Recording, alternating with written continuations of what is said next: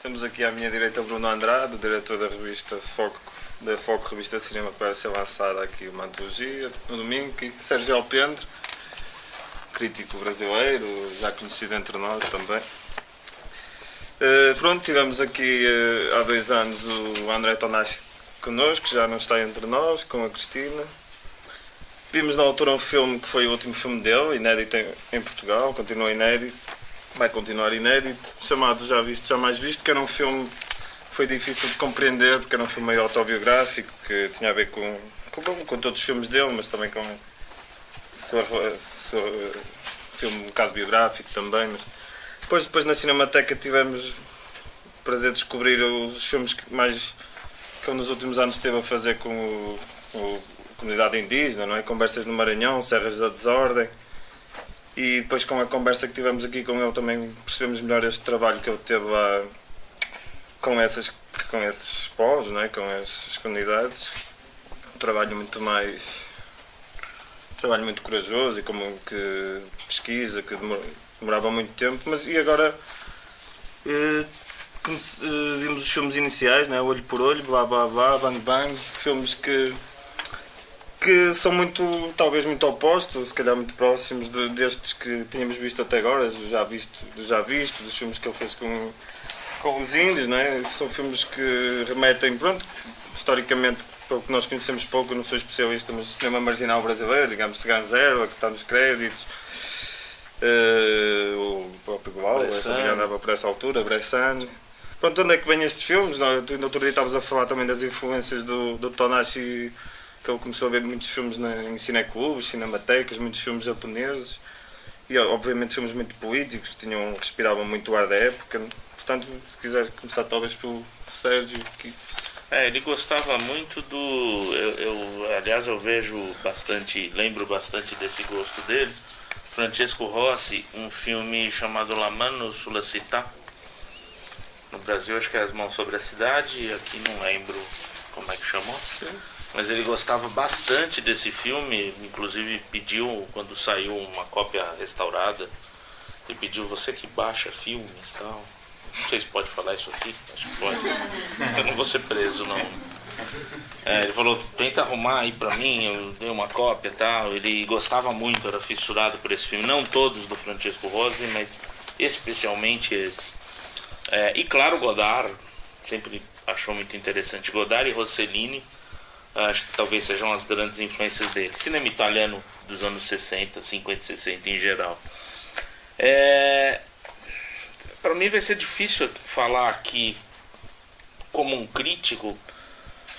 Primeiro, porque eu escrevi um texto, bem ou mal, acho que está aí meio que eu tinha a dizer.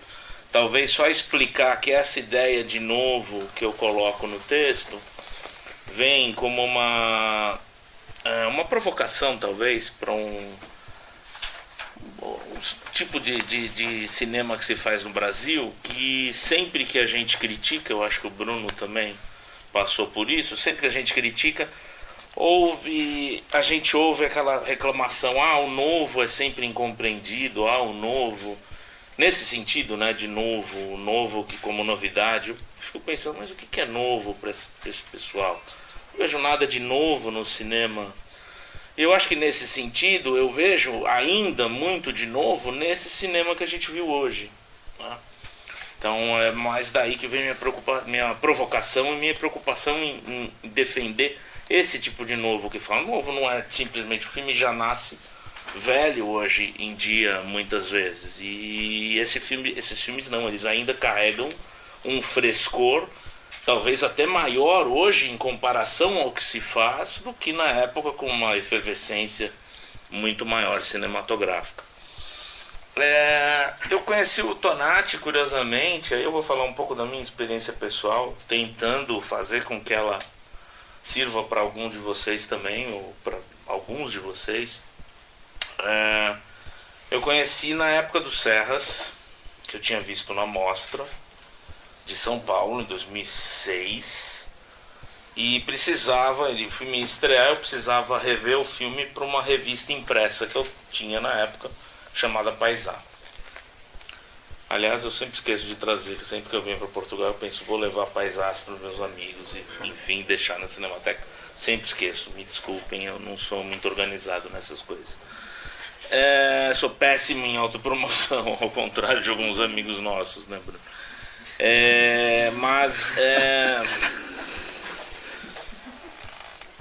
Então eu pedi uma cópia para ele. Eu sei que ele não gosta muito disso, mas na época ele gostou.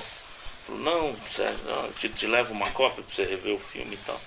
Eu revi, escrevi um texto lá, que muito emocionado com o filme e tal. E depois, em conversas com a Cristina Amaral, que era para estar aqui, foi convidada, mas infelizmente não pôde vir. Aliás, nesse momento ela deve estar me escrevendo, porque ela está ansiosa para saber como é que foi. Ela sempre me falou que o André nunca me falou isso pessoalmente, nunca falou diretamente a mim, mas sempre ela falou que o que impressionou a eles no meu texto é que também não vou fazer autopromoção agora também, depois de falar aquilo, né? Mas vou tentar fugir da autopromoção. Mas é que eu consegui de alguma forma entrar no mesmo diapasão que ele tinha entrado na hora de fazer o filme, que é o de tentar entender a relação dele com o material que ele tinha nas mãos, e eu a mesma coisa, tentar entender a minha relação com o filme de algum modo. A partir disso, a gente sempre se encontrou em festivais e tal, a amizade começou a crescer. Cresceu mais ainda quando ele me chamou, na verdade recomendou o meu nome para um júri de um festival em Itu, que é uma cidade histórica paulista. E lá eu conheci, por causa desse convite, além de ter estreitado amizade com ele, conheci um que para mim é o meu irmão hoje, o Joel Yamagi, e uma grande amiga também, que é a Renata Sarraceni, diretora do festival e sobrinha do Paulo César Sarraceni, um dos grandes diretores de cinema do Brasil. Ali começou a crescer a amizade a partir dali, por causa do Joel também. Enfim, o Joel, a Cristina e eu damos aulas na mesma escola, uma escola livre de cinema em São Paulo, chamada Inspiratório, a gente se encontra sempre. O Tonati às vezes vai buscar a Cristina, buscar a Cristina, e quando via a gente lá não tinha jeito, a gente ia para uma cerveja depois da aula e ficava conversando. Isso acontecia uma vez por semana, eventualmente uma vez cada 15 dias. E curiosamente foi com a viagem a Portugal, no convite que fizeram a nós em 2015, que a amizade se tornou ainda maior. E essa relação Sérgio Alpendre, Andrea Tonati e Portugal é muito forte entre nós três, porque depois disso eu vim a Portugal mais 3 vezes, uma vez com meu irmão, e ele sempre, nossa, nessa última não, mas na verdade eu acho que ele sabia, que um pouco antes de morrer, ele sabia que eu estava para vir, e comentou alguma coisa, divirta-se lá, deu um abraço em todos, isso foi em dezembro, né?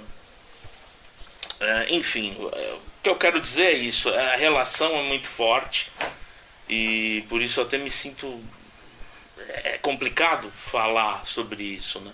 Sobre Sérgio Alpendre, Andrea Tonati e Portugal, que foi onde nossa amizade cresceu muito, assim, intensamente. Eu acho que para começar isso, de certo modo, o Andrea Tonati, a gente se relacionava de uma forma muito parecida, porque eu também tenho uma... É engraçado porque às vezes a gente conversava e parece que só tinha dúvidas, né? E era um monte de questões surgindo, uma coisa meio...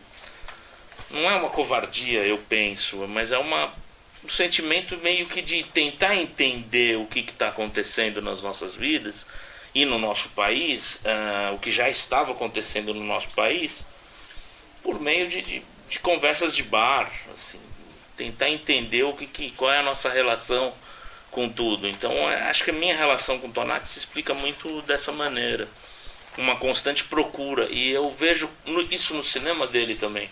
uma constante procura por significados, uma constante procura por tentar entender a relação dele no meio daquilo tudo, a relação dele com o material que ele tem em mãos, que ele tinha em mãos, a relação dele com as pessoas que trabalhavam com ele. Vocês viram no Bang Bang como é que surgem os créditos, não existe uma hierarquia ali, por mais que o nome dele apareça por último, não existe uma coisa compartimentada, diretor de arte, fotografia, montagem, é todo mundo no mesmo barco. Ele era um pouco assim, né? Ele era um pouco, eu lembro que uma vez eu organizei um debate em São Paulo sobre cinema paulista e chamei o Tonati para conversar. Ele, eu não tenho nada para dizer, sempre com esse discurso, eu não tenho muito o que falar, não tenho nada interessante, vai ser chato. Ele era assim, né, muito humilde, a sabedoria parece que se escondia atrás dessa humildade. Mas depois, quando chegava lá, óbvio, falava e muito bem. Tanto é que o companheiro dele de mesa, o Tonati, depois me falou: Sérgio, você me meteu numa enrascada, o que eu vou falar depois disso? Depois do Tonati, sua sabedoria. O Inácio falou legal também, mas enfim, ele tinha isso, né? Ele tinha esse carisma, esse magnetismo que são para poucos mesmo. Eu acho que isso, de algum modo, acho que isso está muito no Bang Bang, está muito no Blá Blá Blá e está muito no Já Visto, Jamais Visto. Como está muito no Conversa do Maranhão, no Serras da Desordem também. Enfim, acho que eu já me extrapolei aqui um pouco. Talvez depois, com umas perguntas, a gente conversa melhor aqui. Igual o mágico. É uma boa deixa. Eu ia falar um pouco sobre... Tu falou sobre como o Tonati ele tenta assumir em meio à construção dos filmes dele. Bom, tem essa figura do mágico no Bang Bang que é um tanto paradigmática do processo que no geral vai se dar nos filmes a partir do Bang Bang. Sabe, o mágico ele está determinando o que vai acontecer no filme e ele simplesmente, antes da metade do filme, ele morre e o filme continua. Eu acho que tem aí uma chave de entendimento da obra do Tonati e do trabalho dele. Se tu pega aqui, por exemplo, do olho por olho pro Blá Blá Blá, o que tem é como um trabalho para possibilitar a revelação do ator, a explosão do ator, que é o que você vê com Paulo Gracindo no Blá Blá Blá, e do Blá Blá Blá pro Bang Bang, a revelação do inconsciente. Então a obra do Tonati ela vai ser essa espécie de revelação do inconsciente pela revelação do ator, e isso vai se dar no Bang Bang com Pereio, no Serras da Desordem com o Carapiru, e finalmente no Já Visto, Jamais Visto com o próprio Tonati. O Joel também um pouco, né? Mas é que isso é um dado interessante, assim.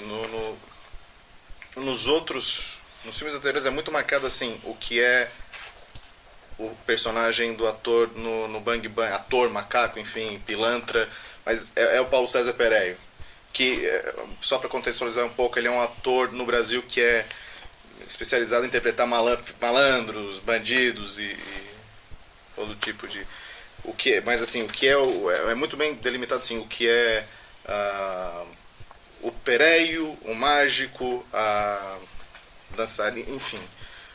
No Serras da Desordem isso já começa a se fundir mais, e no Já Visto, Jamais Visto, tudo, de certa forma, é o Tonati ali. Esse processo de revelação do inconsciente me parece que é o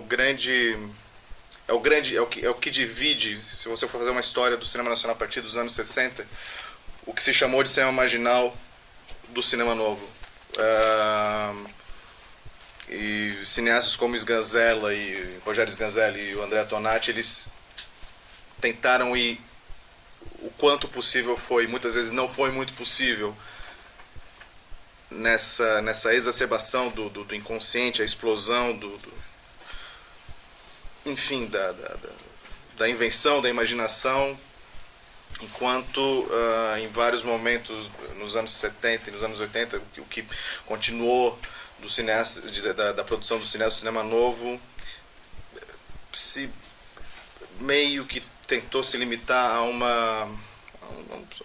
cinema de relato, de certa narrativa de construção ou devastação de um país, enfim. Padrão Embrafilme. Mas o que é engraçado é que no Tonati tudo isso que tem no cinema não vai aparecer nos filmes dele. Quer dizer, talvez Serras da Desordem seja o filme que mais vai a fundo no retrato do que é uma terra devastada e que tem que se recompor de um zero, de um ponto em que não tem mais nada, e que é a história do Carapiru no filme. E você vê que o germe disso já está no Bang Bang, que é um filme que, na realidade, o que acontece? Assim, você tem trechos no meio do filme que fariam muito mais lógica no início do filme. E por aí vai. Você tem personagens que, na lógica da construção narrativa, eles precisariam estar até o fim e não estão. Tem essa interação com o taxista que é o que o filme é, assim, vai pra lá, não, agora não dá e tal. E o filme vai fazendo isso o tempo todo. É um filme que está se construindo na medida que a gente está vendo ele. E o Tonati, ele é muito por essa anulação de si para chegar à criação, para chegar aliás, mais do que a criação, para chegar a uma expressão. Eu acho que essa ideia de expressão é o que talvez deva ser usado para se dizer, não, esses são cineastas do cinema marginal e os cineastas do cinema novo serão mais interessados no ponto de vista da ideia de um comentário político na criação. No Tonati, o comentário político ele é a expressão, como a gente pode ver no Blá Blá Blá, e também já no Olho por Olho, enfim.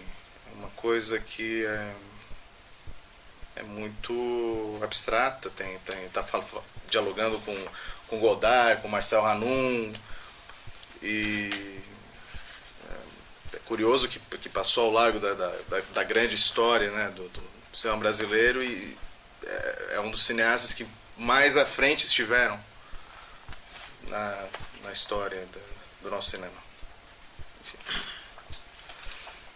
Zé.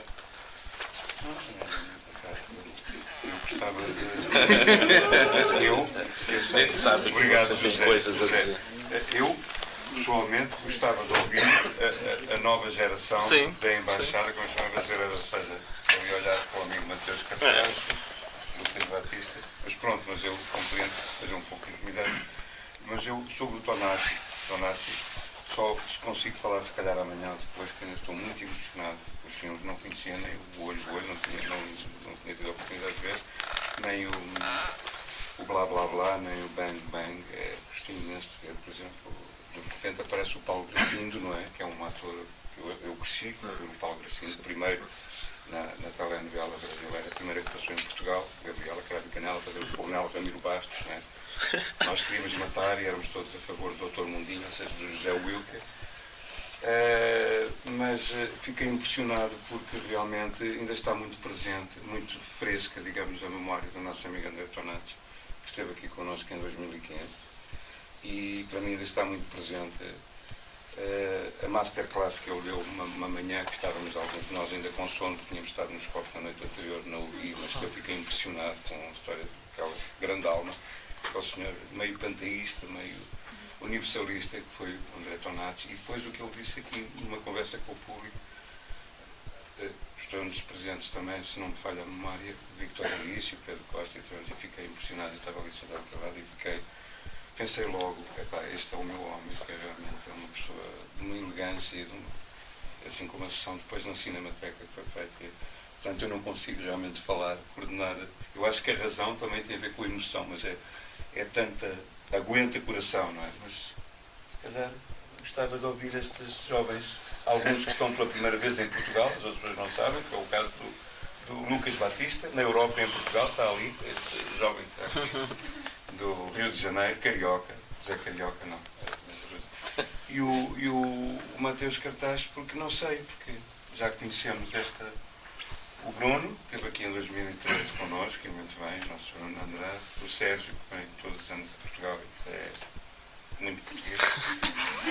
O Sérgio, o nosso Sérgio, mas os outros realmente estou impressionado mesmo, estou digamos, a baixar a adrenalina do espectador, porque o espectador também tem uma adrenalina que sobe, não é? Não sei se acontece com vocês, e apetece-me ir a pé agora até à Covilhã, depois de fazer de bandido também, impressionante, realmente.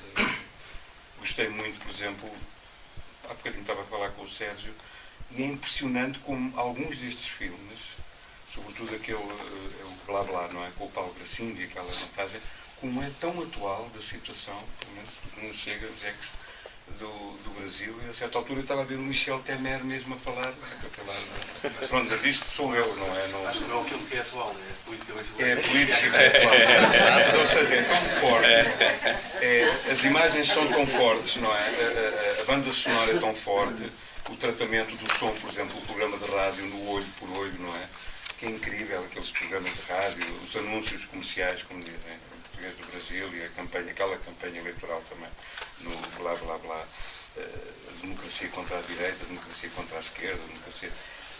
Nós vimos, mas estamos a rir de uma coisa que é trágico, é dramático, é impressionante como o populismo e a demagogia, e não só no Brasil, têm crescido até na Europa, e isso é altamente preocupante. Portanto, acho que o Tonato e os seus companheiros de trabalho estão muito à frente. Pá. Eu aprendi imenso com estes filmes e tenho que tomar umas notas e depois amanhã, se calhar com mais calma, depois de ver uns copos valentes, então falar com mais...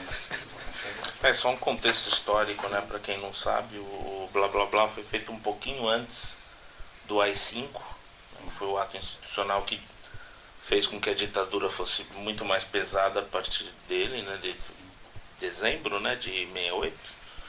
Quase com certeza foi dezembro de 2016. E o Bang Bang no auge do governo Médici, que é a pior fase da ditadura brasileira. Então, meio que fazer um filme desses é pedir para não ser lançado, pedir para não... É óbvio que é uma operação de guerrilha que vai terminar na guerrilha mesmo, nunca ele vai chegar a um grande público, porque não tem como, não era nem pensamento. Uma coisa que, assim, de certa forma, talvez o Bang Bang, no contexto em que ele foi feito, é um filme mais agressivo politicamente do que o Blá Blá Blá. Porque o Blá Blá Blá, ele tá ali... O Bang Bang é uma agressão a noções elementares de cinema, de narrativa, e de um cinema que já, naquele momento, com o surgimento da Embrafilme, já estava se padronizando. E é curioso, nesse sentido, assim, talvez mais...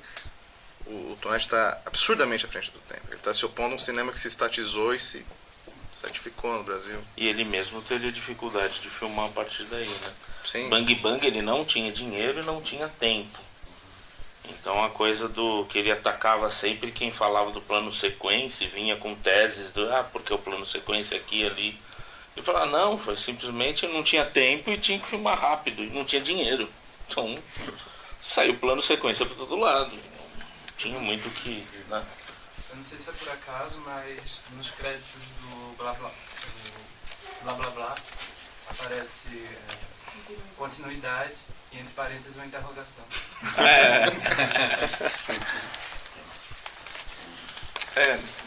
Dos 3 filmes eu ainda não tinha visto o Olho por Olho. E achei interessante a construção dele, no sentido de se passar o tempo inteiro dentro desses carros, né, que ficam cruzando a cidade. E o carro é esse ambiente que tem os vidros, né, que permite a gente ver o lado de fora, mas ao mesmo tempo está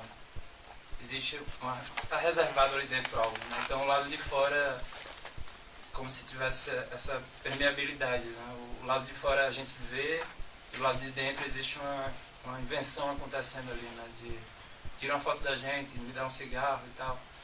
Então o carro como isso que vai atravessando a cidade, a realidade ali, e fazendo essa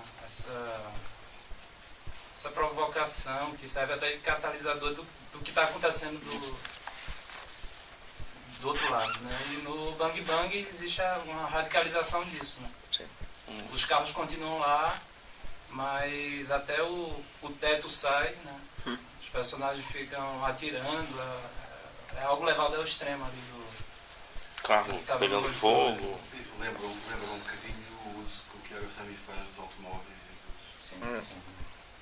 que ao mesmo tempo estava a pensar na diferença dos planos do automóvel no Olho por Olho e no Bang Bang. No Olho por Olho são muito montados, muito cortados, muito jump cut, e em termos no Bang Bang com um plano sem corte, por aí nesse tempo. E portanto não é só o automóvel, não é só uma plataforma ambulante, permite uma perspectiva para os lados, como acontece sobretudo no Olho por Olho, é também uma espécie de mergulho, de entrada num túnel. Sim. É o primeiro plano do O Bang Bang. primeiro plano aquela do linha Bang Bang reta é infinita. exatamente, é um movimento em frente sempre, quer dizer, depois aquilo dá umas voltas e tal, mas o plano, o ponto de vista é sempre o mesmo, e é como se fosse uma coisa que perfura, claro. É um perfurador, um escavador. Não sei, eu fiquei fazendo essa relação entre Aí deu pra ver que é uma São Paulo no Olho por Olho, né? Uma São Paulo totalmente diferente do que é agora. Isso que é, pra quem eu acho que só eu, o Cauê talvez, são de São Paulo também. Então, mas vocês eram muito jovens. Bom, eu também não era nascido, mas eu peguei ainda uma São Paulo um pouco mais parecida com a que tá no filme.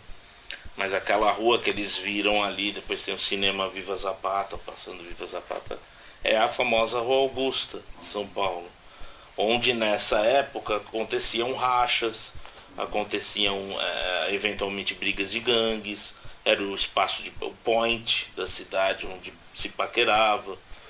Então é um espaço muito importante aquele que eles percorrem. É curioso, porque é paralelepípedo, uma coisa, eu nem sabia disso. Então também para mim tem essa graça de ver São Paulo, onde eu nasci, né? Pouco depois desse filme, ver ela assim tão bem retratada, porque é difícil um filme que talvez o Carlão Reichenbach tenha retratado bem a cidade de São Paulo. São Paulo S.A., claro, o filme do Luiz Sérgio Persson, e O Olho por Olho, um curto. Talvez sejam os grandes filmes a ter retratado a cidade de São Paulo. Eventualmente um Candeias, né, claro, mas já sempre com um outro olhar, um olhar mais para os excluídos, sempre, não está tentando entender a metrópole, mas está tentando entender a exclusão de quem fica à margem justamente da metrópole. Né? Então eu vejo essa coisa muito interessante no Olho por Olho, como um documentário sobre a cidade nos anos 60. Essa questão da montagem no Olho por Olho, né? Bom, esse dado do Tonati ter filmado tudo em plano sequência por uma questão concreta, mas tu ainda consegue ver assim, nos experimentos de montagem que o filme tem, o quanto é feito por um cineasta de montagem. No Olho por Olho você tem os dois melhores montadores do cinema brasileiro, o Rogério Sganzella, que fez a montagem do filme, e o Tonati, enfim, Serras da Desordem e o Já Visto, Já Mais Visto. Cristina Amaral. Pois é curioso isso, como um filme que leva o plano ao limite foi pensado por alguém que pensa em termos de montagem. Então todo aquele ritmo, assim, o movimento da câmera, o jogo de timbre dos atores, ele vai criando na medida, o quanto ele pode, ele vai criando a montagem no interior do plano. Tem uma coisa, tirando o taxista, é o Pereio que dubla todas as vozes masculinas no filme.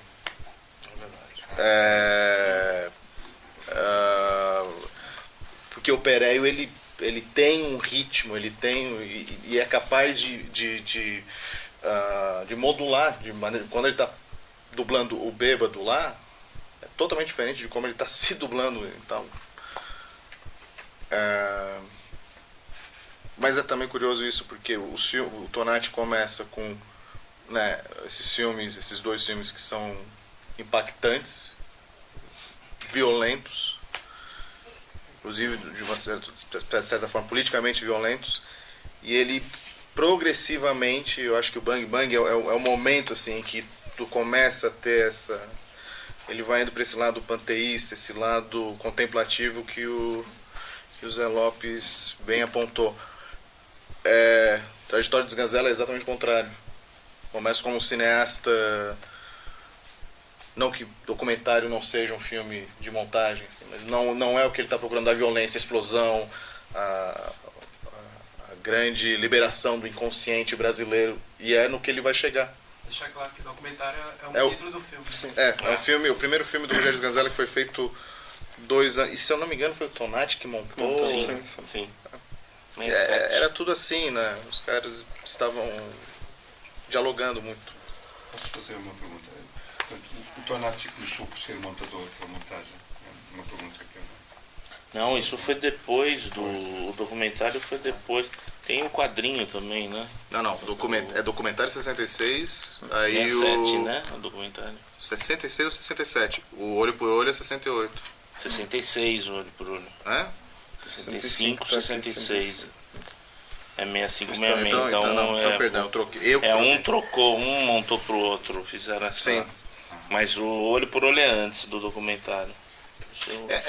No início, assim. O documentário é antes do blá blá blá. Era uma coisa tão improvisada.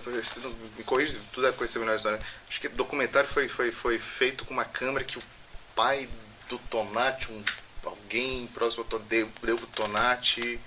Não é possível. E foi assim Não que eles lembro fizeram. exatamente. E era tudo assim. E teve um desenvolvimento, teve uma precipitação enorme. Porque foram duas pessoas extraordinárias que se encontraram. Sabe, no espaço de, sei lá, 3, 4 anos, você já tem 2 cineastas completamente prontos para porque eles vão fazer. Curiosamente, o Bang Bang surge quando os Sganzella já tinha 3 longas. Né? Mas realmente eles começaram juntos. Sim. Começaram bem.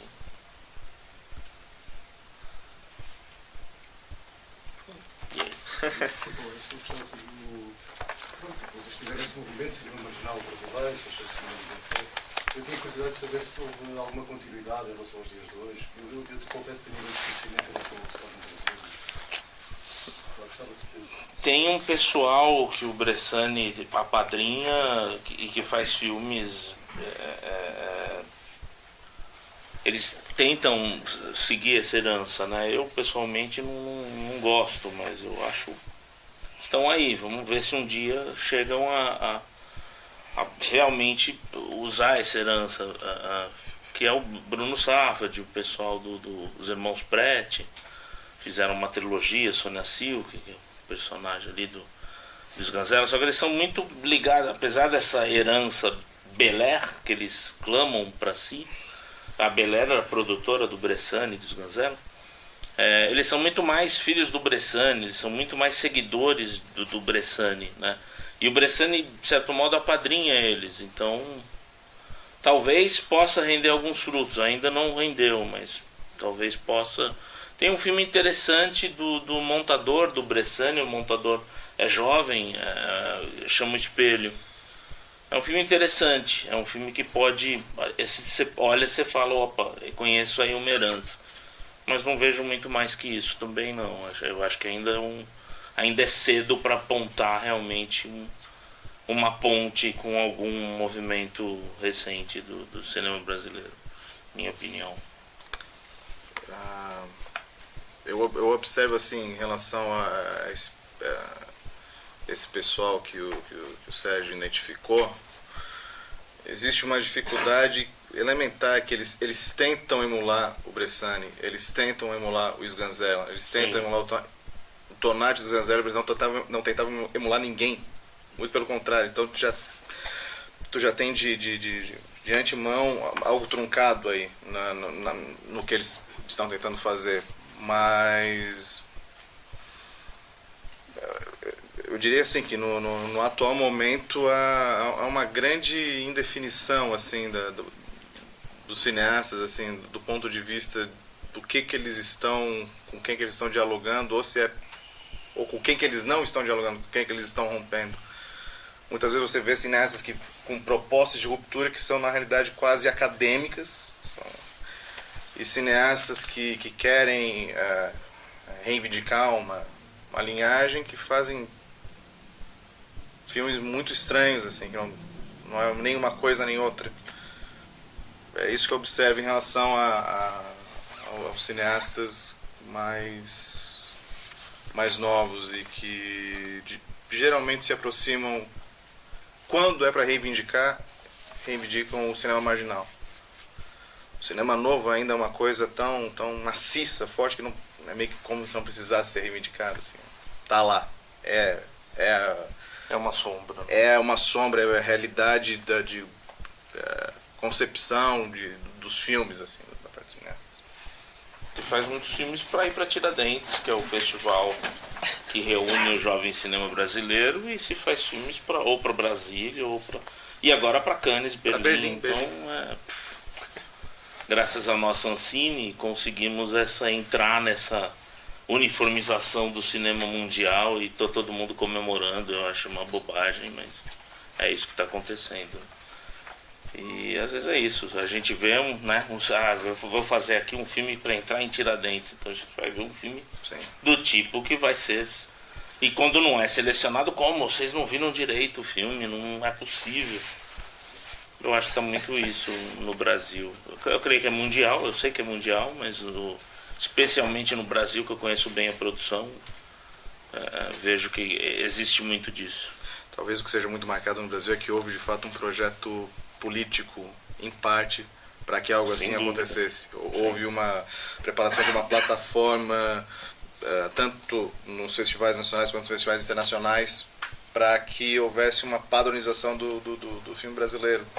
É uma coisa meio, nós precisamos fazer parte da festa do cinema mundial. De certa forma, sabe, eu lembro assim aquele período de incerto em que despontavam alguns cineastas, o seu segundo, terceiro longa ali, 2002, 2003, Beto Brandt, Karim Ainuz.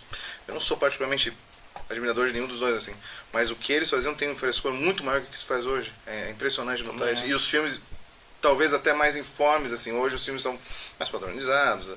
Os cineastas, eles tentam fazer um corte e costura mas, sabe, não tem uma certa...